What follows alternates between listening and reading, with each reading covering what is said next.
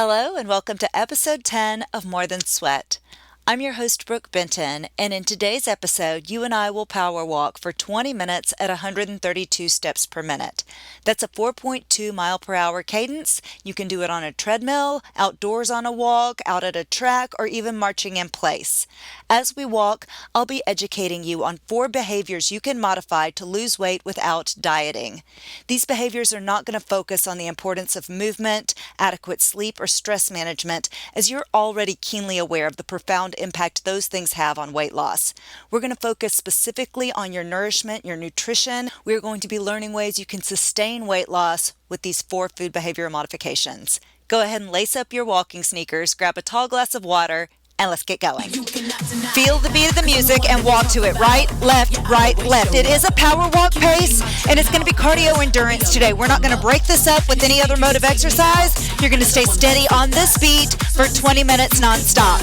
Shoulders back, head high, abdominals engaged. Strike the ground, heel to toe, roll off, then push off your big toe in the back. Take another step forward. As we walk, let's go ahead and get right to our message, which is food behaviors you can modify in order to lose weight without dieting. First, you eat at home. You eat food that you make at home. You don't have to actually eat it in your home, but you've made it at home and then you can bring it with you. So I'm not just throwing shade at fast food restaurants. I'm throwing shade at restaurants in general. Here's why. The needle on the flavor compass in your brain starts gyrating when you consume foods that are super sweet, salty, and savory, all 3. Restaurants make food with the perfect combination of salty, savory, and sweet to keep you coming back. As you go to that restaurant and eat the salty, savory, sweet food, you're sitting on your caboose waiting to be served. So there's 2 problems with this. 1, all the extra sitting, and 2, the food. If you're dining at a chain restaurant, that food already arrived to the chain restaurant, seasoned, salted, fried, and frozen. They defrost it, fry it again, and then serve it to you with a savory, salty, fatty sauce on top or on the side for dipping. Either way, it's bad for you and it's far more saturated fat than you would get if you were eating at home.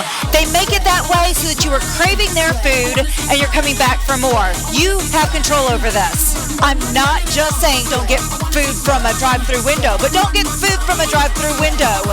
Commit to this. Buying your food at the grocery store, cooking it, seasoning it, every step in the cooking process is done by you. You're going to lose weight just like that. And right now you're thinking, man, I don't know, Brooke. Over the pandemic, I was eating just food that I bought from the grocery store and I didn't lose weight then. That's right, because you were buying ultra-processed food. You were stress eating a bunch of chips and a bunch of garbage that was ultra-processed. If you look at an ingredients list, and it is a long list, already caution, yellow light, and then you don't know what a lot of those ingredients are. Some of them are 3-syllable words that you're like, I don't even think that's food, because it's probably not. It's probably a processed ingredient that was thrown in a lab. You don't need to be consuming that. So if you're making your food at home, I don't mean grabbing Fritos and a can of chili beans and putting it over top, calling it a Frito pie, adding cheese on top. Cheese you need to limit anyways. It's not great for you. So, cooking your food at home, boom shakalaka, one way that you can lose weight without dieting. Now, when you make that food at home, it can't just be like, let's see what's around and put that together. There has to be a plan. I recommend a base of leafy greens. That doesn't mean you're eating a salad all the time. Just because there's a green on the bottom doesn't make the meal a salad. You can call it that if you want to, but it's a misnomer. So I like to start with a bed of spinach, kale, arugula, a combination of all 3. You could even do some collard greens, but have that as your base. And then add a high fiber grain on top.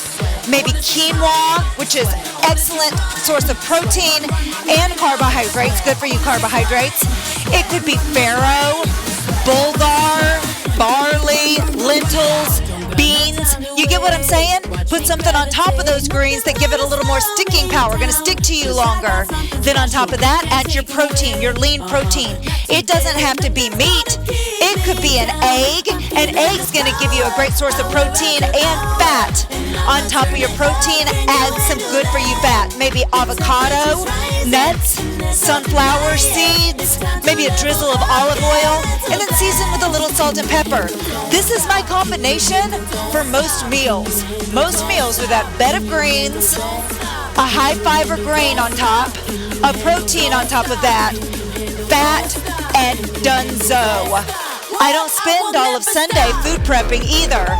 When I make that stuff, I just make a bigger portion that I can move some to a to-go container and have at lunch for the next day. So it doesn't have to be a tremendous amount of food prep. I like to get frozen meats and just throw it in an air crisper, like a frozen piece of salmon, air crisper at 390 for 15 minutes, done. Crispy on the outside, moist and delicious on the inside. There you go. The air crisper is my favorite machine. I use it more than I use my oven. But cooking your food at home, as opposed to eating it at a restaurant, is a huge weight loss strategy. You don't even have to think about it. It's just something I don't do anymore. I don't go to restaurants. And if your friends are like, let's get together for lunch or let's get together for dinner, why don't you counter with, let's get together and go to the farmer's market. Let's go shopping at Costco together. Let's go on a walk. You can always counter with creative things that are knocking out things on your to-do list. Let's go get our oil changed together. So don't make it central around food. Just because you have a friend doesn't mean you have to get together around food or invite them to your house to have a cup of coffee. I kind of chase that rabbit on the friends part because there's always like a humdinger of what are we going to do when we get together besides go to a restaurant. There's plenty of things. But going back to what you cook at home, since you're not getting your food from a restaurant, let me talk about the frozen food aisle at your grocery store. What an upgrade that has gotten in the past decade or so. You remember you used to go to the frozen food aisle and it was nothing but chicken pot pies, frozen pizza, and those meals we used to get as kids, remember, that had the really hard brownie in it? It was like macaroni and cheese, chicken, corn, and then a rock hard brownie. That's what used to be on the frozen food aisle.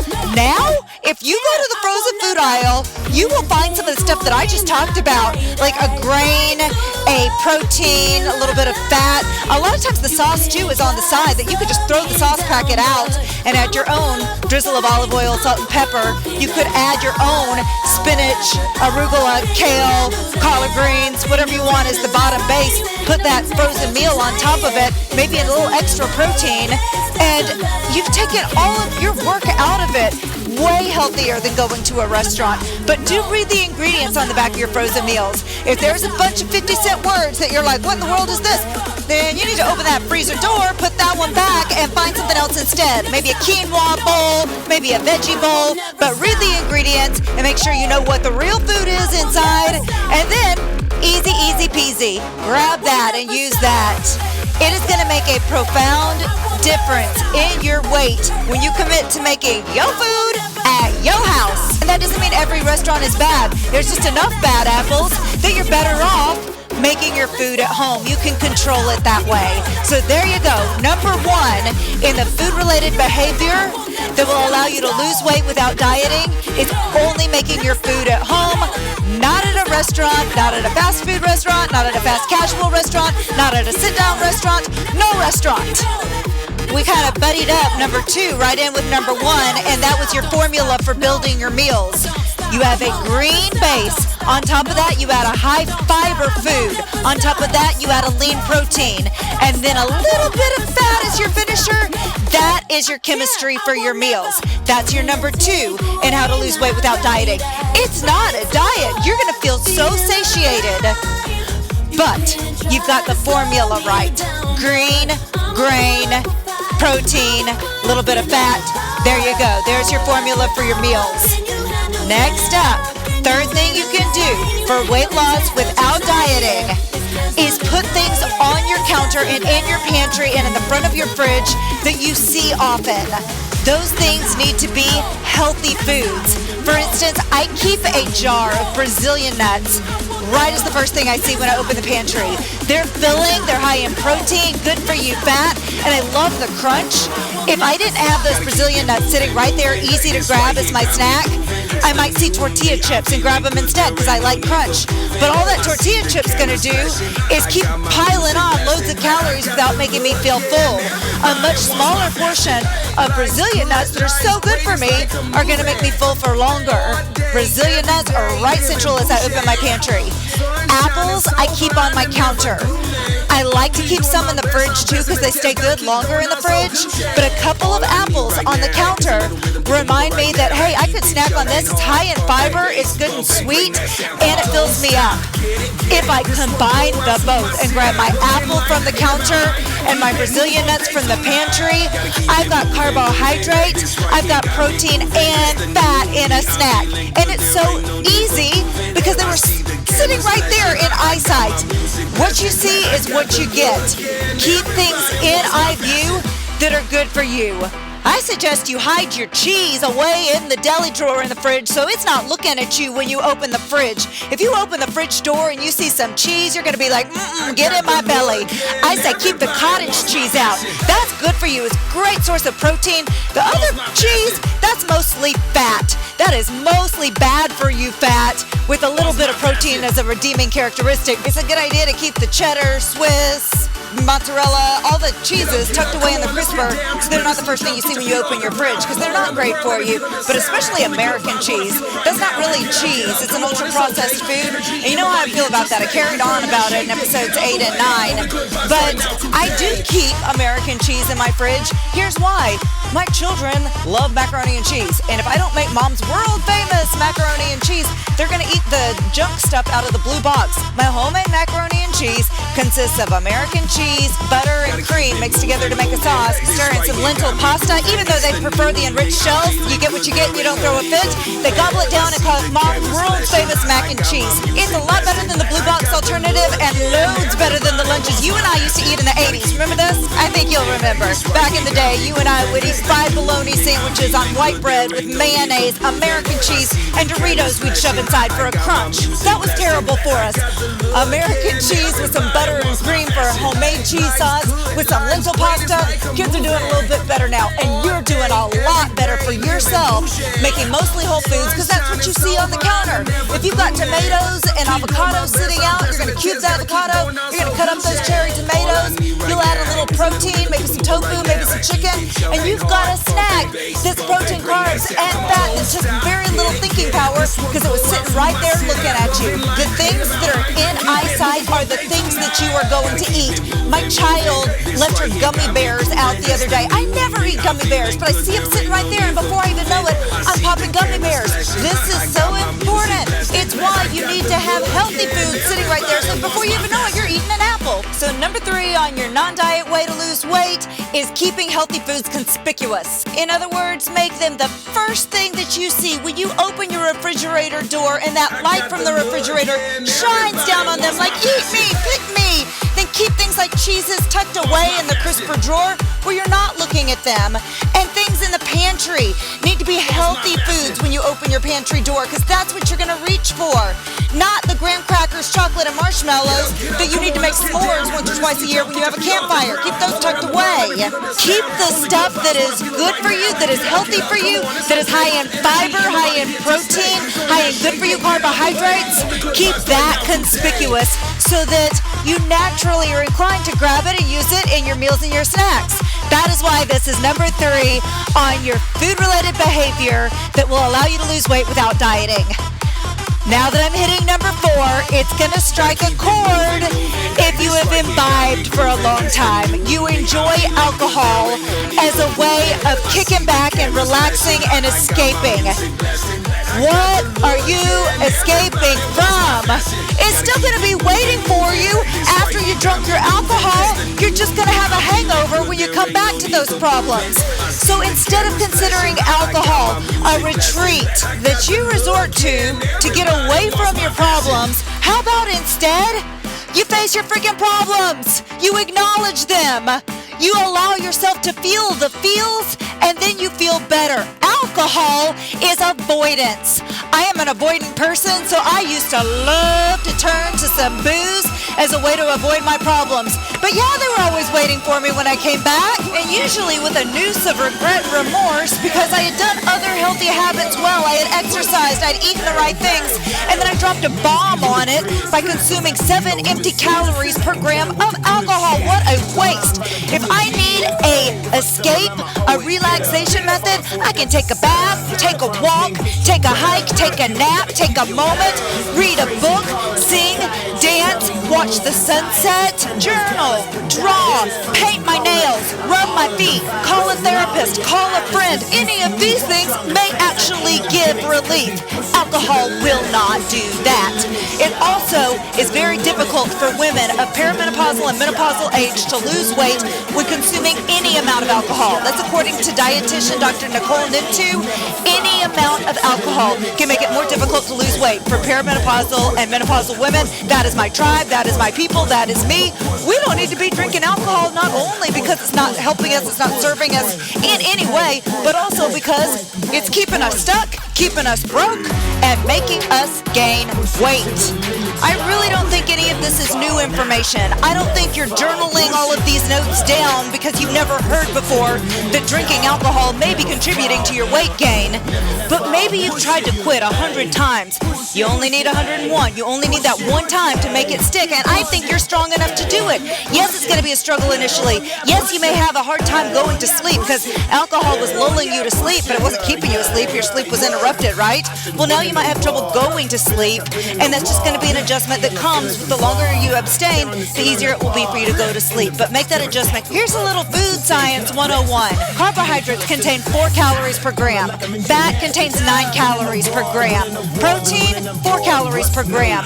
Your body loves to take fat and carbohydrates, convert them to glucose, and easily go through what's called the Krebs cycle to use those fat and carbohydrate calories for energy, as we're doing on this walk right now.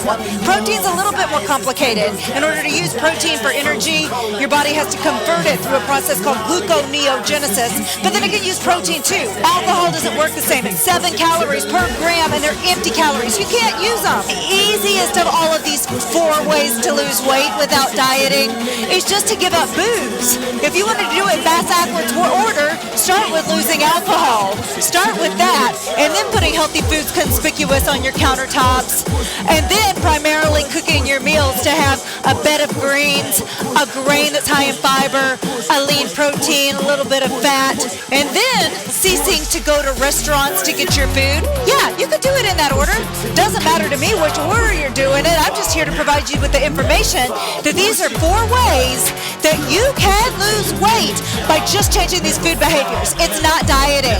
Dieting has a restrictive connotation, meaning it's something you do to hold yourself back, to restrict yourself, to put on parameters that you can keep up for a short time.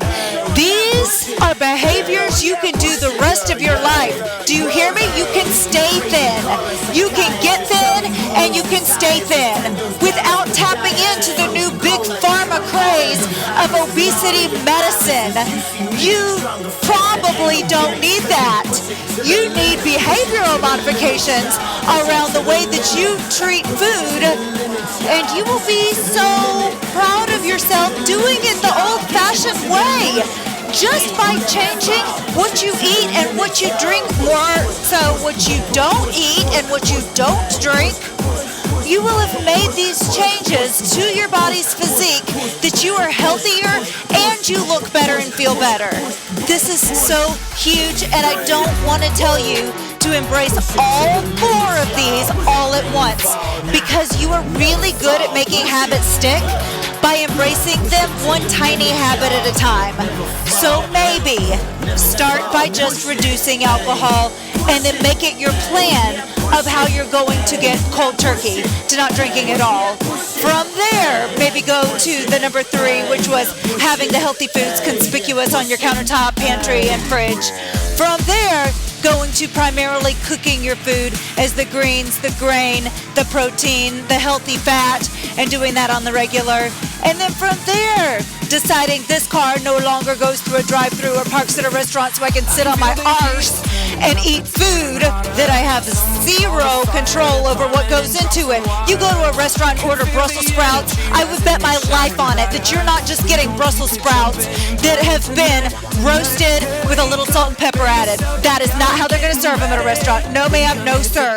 They are going to be fat, saturated fat, cleverly disguised as a cruciferous vegetable. Please. Brussels sprouts at a restaurant, lots of fat, lots of fat, lots of fat, and a little bit of Brussels sprout. So when you cook at home, you have control over every ingredient that goes into the meals, that goes into your body, that impacts you long term.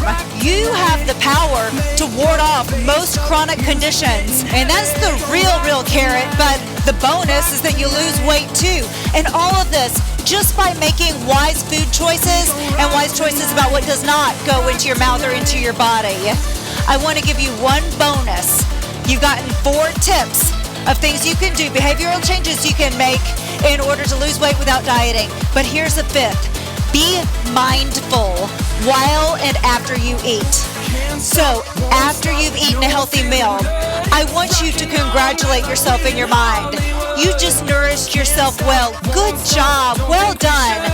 I want you doing that in your mind as opposed to logging it on an app, because you have to be more at one, more present with yourself when you're mentally thinking about it or saying it audibly in your own head than when you're just typing it with your thumbs on a device. So I know you might like using MyFitnessPal or some other app or the notes in your phone.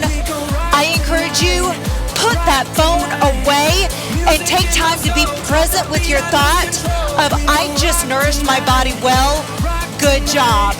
Say that to yourself. It's impactful. It's going to make a whole lot more difference long term than logging it on your phone. Those are our tips for today. 4 plus a bonus food behavioral modifications you can make to lose weight without dieting. I hope to see you next week on More Than Sweat as we're going to talk about rejection reframed as redirection. I'm Brooke Benton, and I'll see you next Friday.